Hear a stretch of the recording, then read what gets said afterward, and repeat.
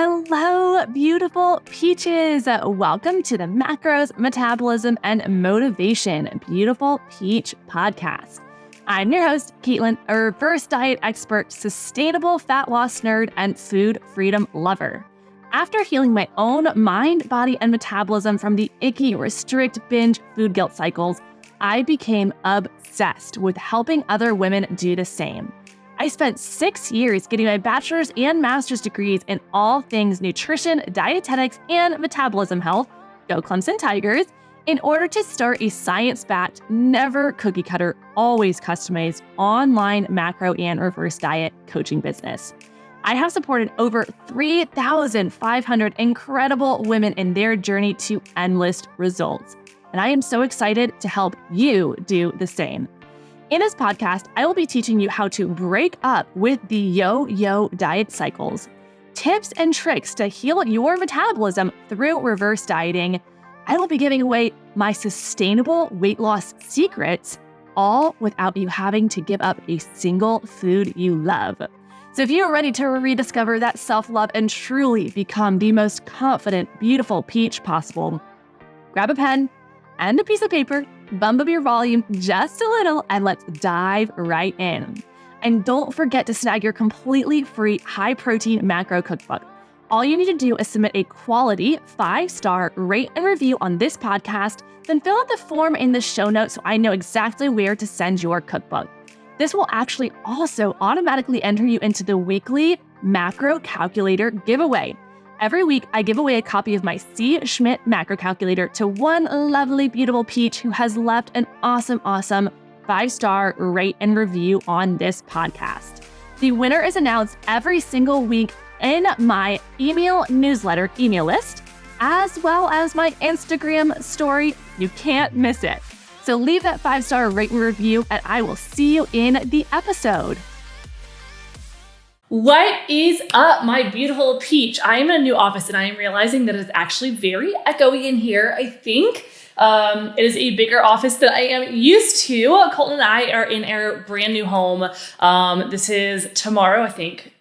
Tomorrow, as I'm recording this, will be our, I think will be our second full week in our new home. And I am so excited. We truly love it so much. I've been sharing some of the fun renovations that we are doing on my story on Instagram.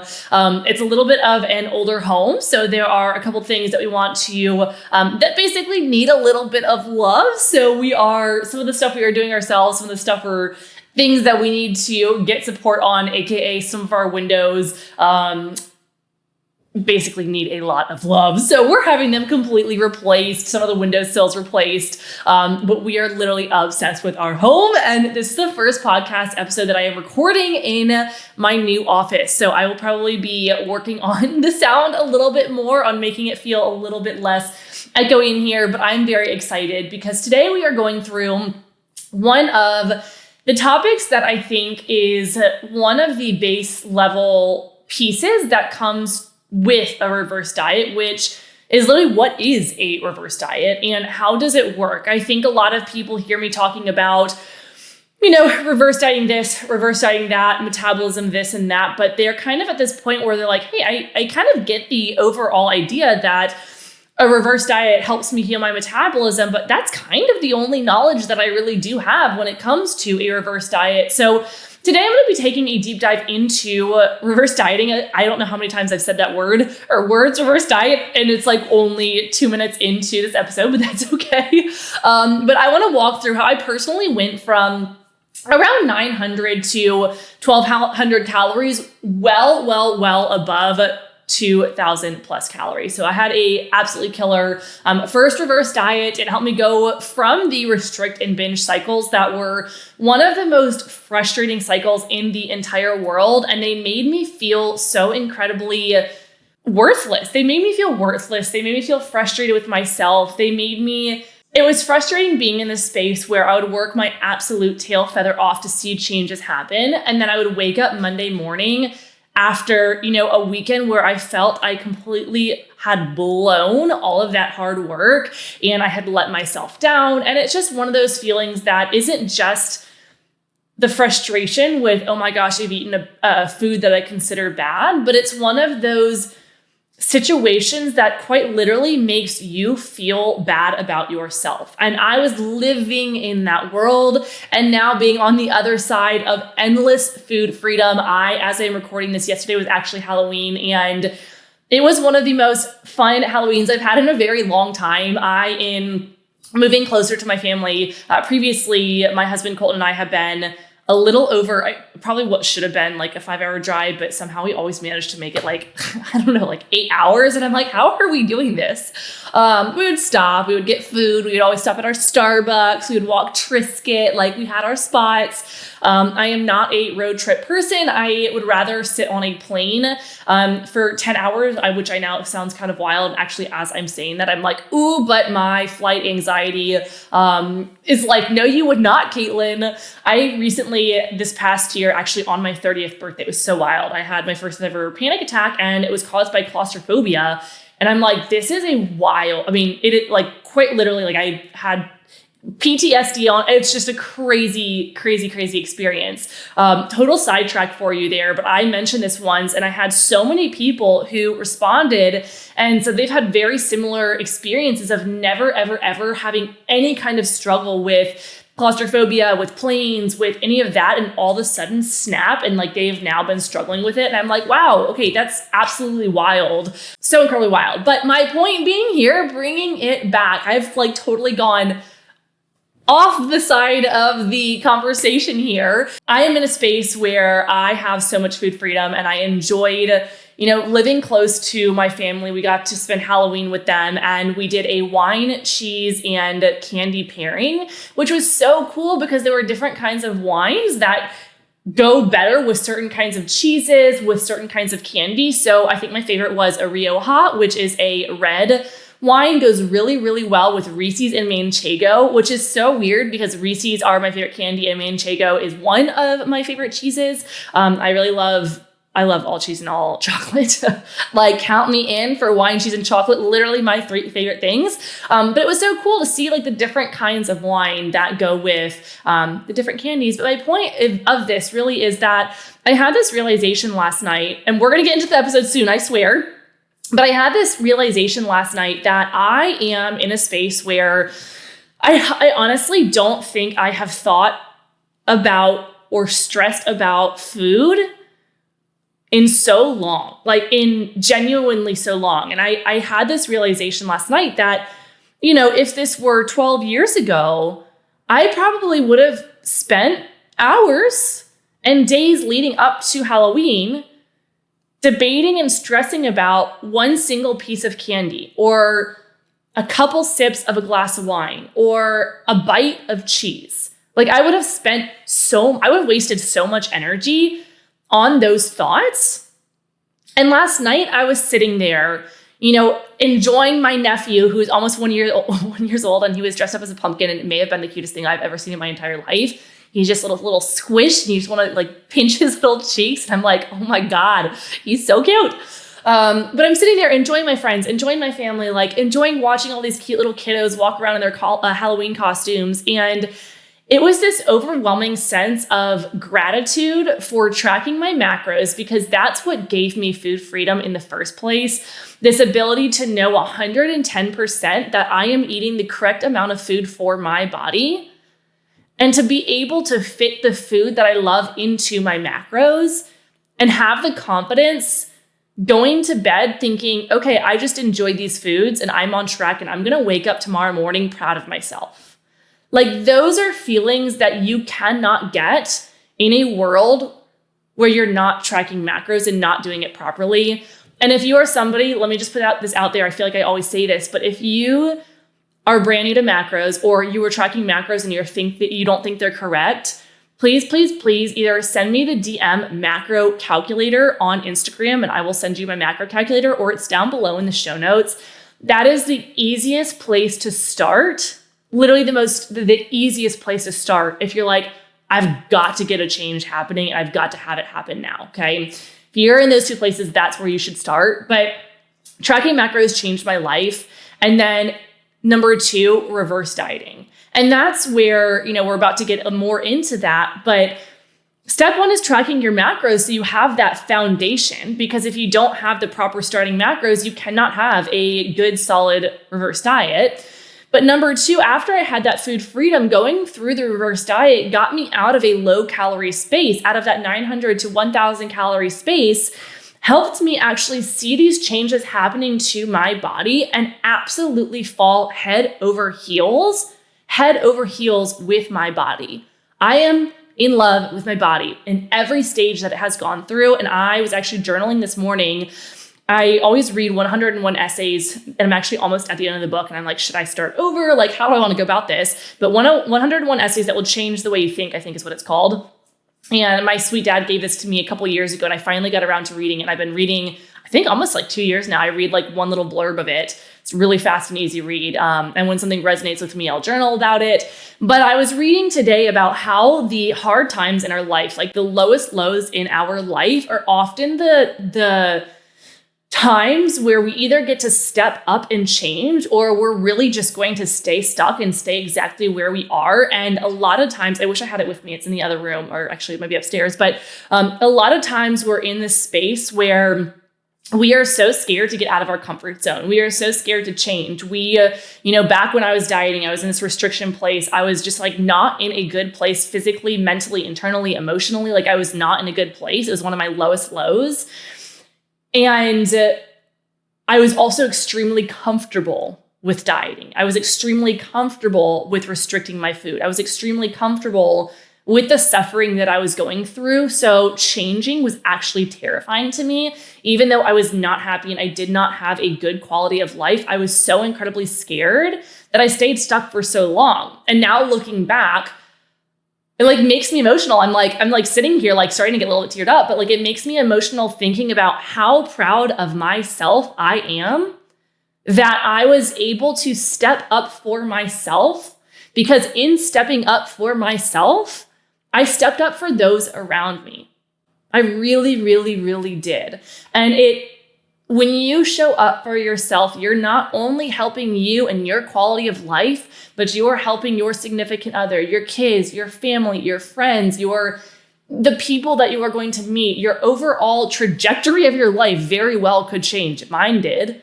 And it could completely change the trajectory of your life when you show up for you, so you can look back 2 months from now, 6 months from now, a year from now, and continuously look back every single month and say, holy crap, I am becoming the person that I've always dreamed of.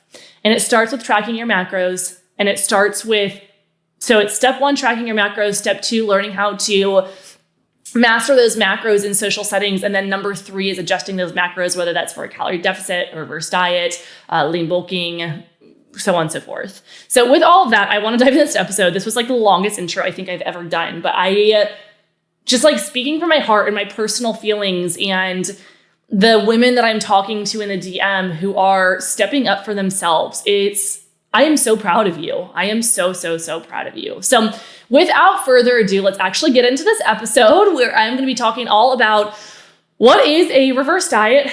How does it work? Okay. So without further ado, let's dive into the episode.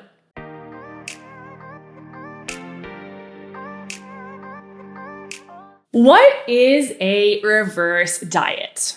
Reverse diet, just like the most basic way to explain this, is the gradual increase of a calorie intake, and I have more to say on that one in a second, after a prolonged period of restriction. Now, I want to say really fast here because we're going to dive deeper into this. Yes, it is the gradual increase of a calorie intake. However, when it comes to adjusting your macros, I highly recommend not adjusting your macros by just 50 calories, 100 calories. I would actually really recommend adjusting your macros, but we'll get into that a little bit later, okay? And I actually do have one episode coming up, I believe it might be a few episodes away. Make sure if you don't, go ahead. I think you can click like the plus on my podcast to follow it. And that way you're actually going to get notified when I have new episodes, so you can see this one. But I'm going to get really, really deep into why you don't want to do calorie adjustments, like just 50 to 100 calories and why you should do macro adjustments. But I am also going to dive into that a little bit in a little bit here in this actual episode. So this prolonged period of restriction can apply in two different cases. You might be both of these. You might be one of these now and might have been one in the past, but there's two different cases here. The first one is somebody who has been in a calorie deficit and hit their weight loss goals. Okay. So you've been in a calorie deficit, you hit your weight loss goals, but you're still in a calorie deficit. So you're still in a more restricted place than you normally would have been.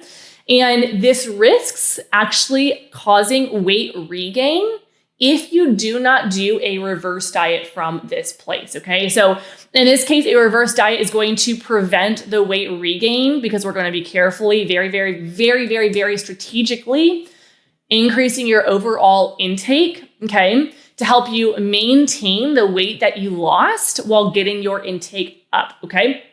Number two is going to be somebody who wants to lose weight and has been dieting for a long time. So you might have 5 pounds to lose, 10 pounds to lose, 50 pounds to lose, 100 pounds to lose, right? You have weight to lose, but you are eating currently in a calorie deficit. You are in a mass calorie restriction, whether that's 900 calories, 1200 calories, 1500 calories, whatever your, deficit is, you're eating in a calorie deficit, okay? Now, this is a very essential thing to reverse diet in both of these cases for a couple different reasons, okay? So for person number one, they have actually, if they have done a calorie deficit safely, I think the really important piece here is a lot of people don't know how to go into a proper calorie deficit. This is also something that I do teach my BPM clients because I think so many people don't.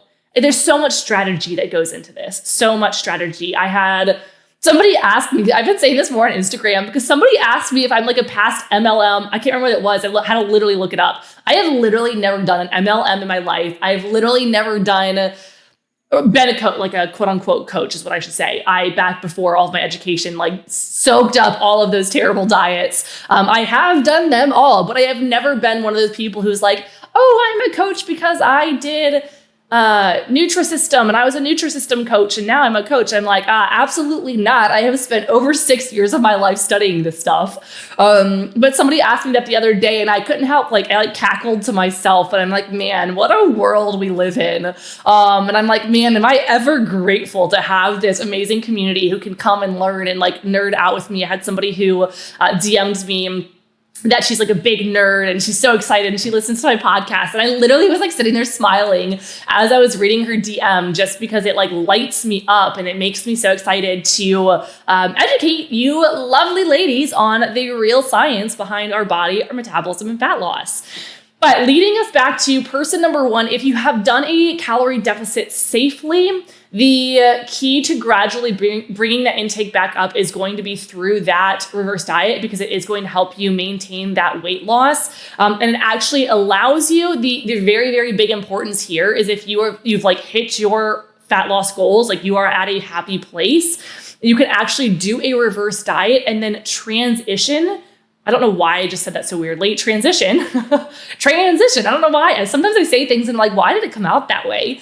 But you can transition. Well, I just did it again. You can transition into intuitive eating. Or if you're like, hey, I freaking love tracking macros, you can actually just maintain your intake from there. But kind of the point here is if you've hit your fat loss goals, you absolutely want to do a reverse diet to get you back up to maintenance. I still recommend going a little bit higher than maintenance and then either go intuitive or just keep tracking at your maintenance. Now for person number two who has been in a restrictive place for whether that's 6 months, 12 months, or many years. I have clients who come to me who have been dieting for decades upon decades upon decades. I've had somebody who worked with me. She was actually 70 years old, and I think that she had been dieting since she was 12. I've had people who are in their 30s who have been dieting since, around the same age. So if you've been dieting for a long time, whether that's 6 months to decades, right? Apologize for that pause. You're not even going to notice that I did, but I do notice, and I couldn't remember what I was saying before. I think I was on person number two who has been restricting for a long time, whether that's 6 months to whether that's like decades upon decades, what's going to happen is that restriction is going to lead to what is called metabolic adaptation. And this is where we're getting into the nerdy side of a reverse diet. I'm not going to get too deep because when it comes to, there's like all kinds of deep scientific terms that come with reverse dieting with our metabolism. But one key point, if you are a nerdy nerd like me and you would like to know this, restriction leads to what's called metabolic adaptation. So you can think metabolic sounds like metabolism, metabolic metabolism, adaptation, adapting. So our metabolism is adapting to a lower calorie intake. This is what I wrote my master's thesis on. So in graduate school, I was like living my best life, nerding out all this. But essentially what's happening in this case is our body and our metabolism specifically is slowing itself down to that intake we are eating. Okay, and I'm going to do an example for this. Let's say that our lowered intake state is at 1,200 calories. This is extremely common because unfortunately, a lot of doctors actually recommend just putting people at 1,200 calories. I've had almost all of my doctors at this point are starting to refer people to me because they're like, hey, we're not the nutrition expert here. Like, you are. Can I send people to you? And I'm like, yes, absolutely. But a lot of, this is so absolutely wild to me as well. My husband is 6'2", might be 6'3". He says he's 6'3". I'm like, are you 6'2"? Are you 6'3"? Are you 6'2"? Are you 6'4"? He's like taller and taller, but I think he's like 6'2". And he's like a very muscular guy. Like he's an extremely muscular guy. He's not, overweight or anything, but his BMI is higher because he is just loaded with muscle. And one of the most frustrating things that happened is he came home from a doctor's appointment and the doctor had not only prescribed him fat loss medication, but had also told him to start eating 1,200 calories. Now, I about lost it. He was like, I was like really trying hard. I was like debating if I should tell you or not, because I know you're going to get all hyped up about this. Of course, he's not taking the meds, right? Like he doesn't need them, number one. Number two, he's eating a heck of a lot of food. He looks amazing. He's got a kick butt body composition. Like he just has a lot of muscle. I was so frustrated by that. I was so frustrated. But my point being here is that's just like what people just like spew out because it's all over the internet. A baby should be eating 1,200 calories, not a grown adult woman, okay? Especially not a over 6 foot, massively like muscular man. Absolutely freaking not. Like absolutely not. The amount of damage that causes. I could go off on that one. But the problem with this too is you're seeing it all over the internet. People are recommending it. All quick fixes are going to be putting people at massive calorie deficits. Optavia, for example, it's not telling you that you're eating 900 calories, but the overall intake adds up to 900 calories with those little meal replacement bars. And also you're now literally learning to rely on meal replacement bars rather than actual food. So if you ever want to stop paying them monthly for meal replacement bars, right? Like you're now stuck paying them for not eating real food, for a 900 calorie deficit, for weight regain, so many things. Apps like MyFitnessPal immediately often put people at these extreme deficits. It's just wild to me. So what's happening is a lot of people are ending up at around 1,200 calories. It could be a little bit more, it could be a little bit less. The point being with this is that's our lowered intake state example. So what's happening is our body, specifically our metabolism, if we're thinking about that term metabolic adaptation, our metabolism, its job is to actually lower down the input. So how do I say this? I just had like 3 thoughts. I just like glitched. I literally just like glitched. I had like 3 thoughts come into my head at once. So if you imagine your body at, let's just say like 2,400 is where your metabolism needs to be, where your body thrives its best, where your energy's rocking, your libido's rocking, your systems internally are feeling great. You've got your period, your cycle's doing well, your digestion's great, bloat's fine. Like your body is just thriving, and that's at 2,400 calories. Then you go to 1,200 calories, okay? Your metabolism is actually Its job is to go through that metabolic adaptation, lower down to that set point of 1,200 calories. And it's actually going to cause your body to focus on only the main functions that your body needs to keep it living. Like, even if it's just like sitting on a couch, that's the only energy that you have, you're a couch potato, you have no energy. It's going to literally, the food, that 1,200 calories that you're consuming is going to keeping your heart beating. It's going to keeping you breathing. It's going to keeping those vital functions actually functioning. And it's going to be putting less energy or no energy into the non-vital functions, like your actual weight loss factors there, like your libido, like your energy. You are no longer having any of that fuel go to those pieces, okay? And that's why a lot of people start to feel like their body is just going through the ringer when they are eating at a lower calorie place, because their body literally feels deficient. And it is deficient in the fuel that it needs, and it will actually start to rebel against any further weight loss. It's holding on for dear life, okay? And this is caused by that metabolic adaptation. You might have heard the word metabolic damage. So metabolism damage, it's the things that are going on in your body. And that term, sometimes I'm like, ooh, that sounds so insanely terrifying, like metabolic damage. Please do not panic if you hear that. I've seen people on the internet who are just like fear mongering with it. And I'm like, calm yourself, like calm yourself down. It's not the end of the world. I mean, it's not great to be where you are now, but like these people who are fear mongering, I'm like, let's not do that, please. Like, let's not do that, because if you do have a slow metabolism and you've got some metabolic, I am glitching today. What is this? Metabolic damage. I do not know what is happening. Words are not wording for me. You're going to be okay. You just need a reverse diet, but you're going to be okay. So please do not panic. Please do not panic, okay? If anything, I want you to feel comfort at having an actual solution and knowing what to do rather than just throwing spaghetti at the wall all the time, okay?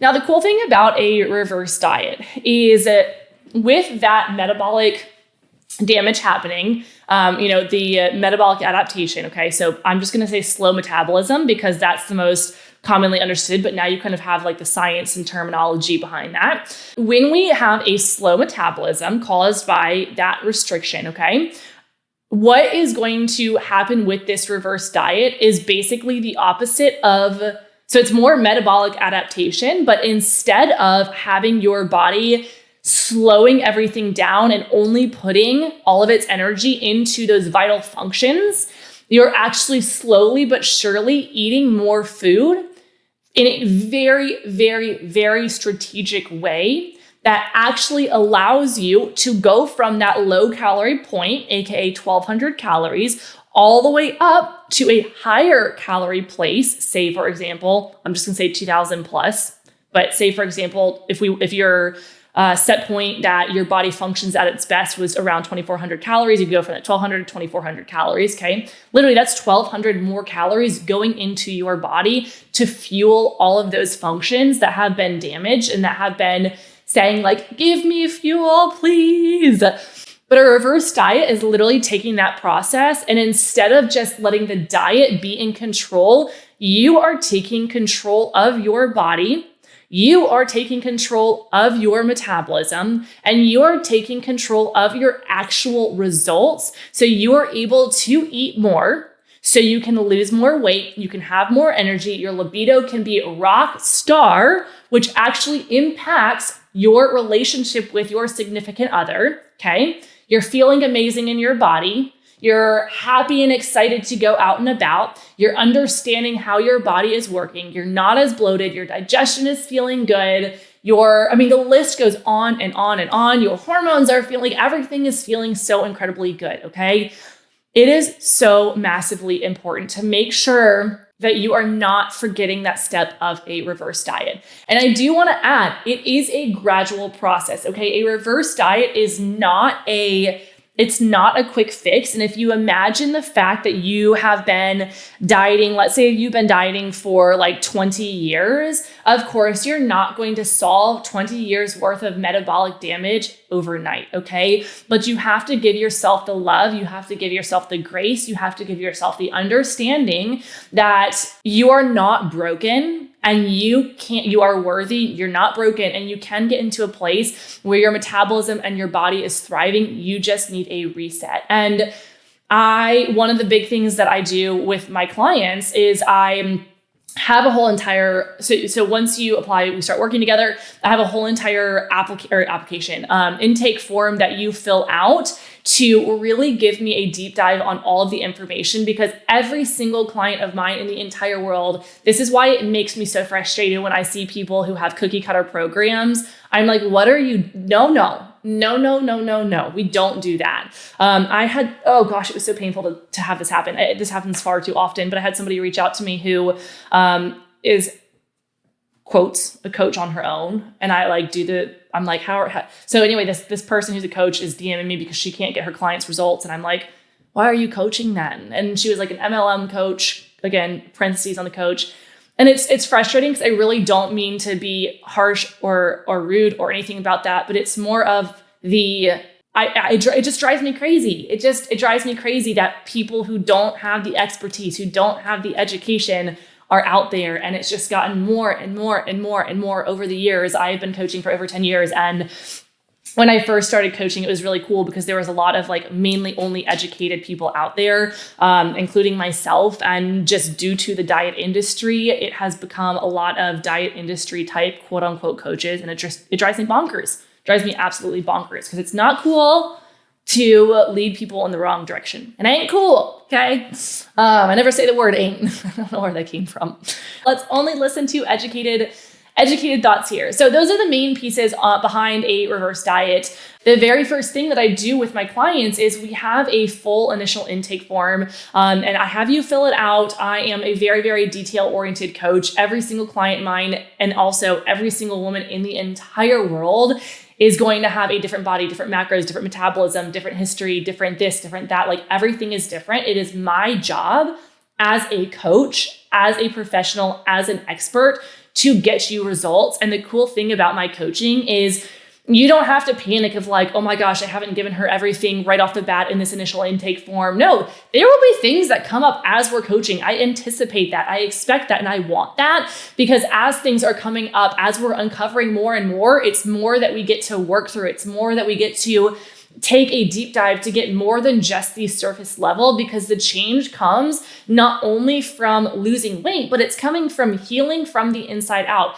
healing your metabolism, healing your body, healing your emotions around food, healing, your everything on the inside that has been slowed due to that metabolic damage. It is a true healing from the inside out, and it's something that you are worthy and deserving of. So please never, ever, ever, ever, ever lower your standard, okay? Never, ever.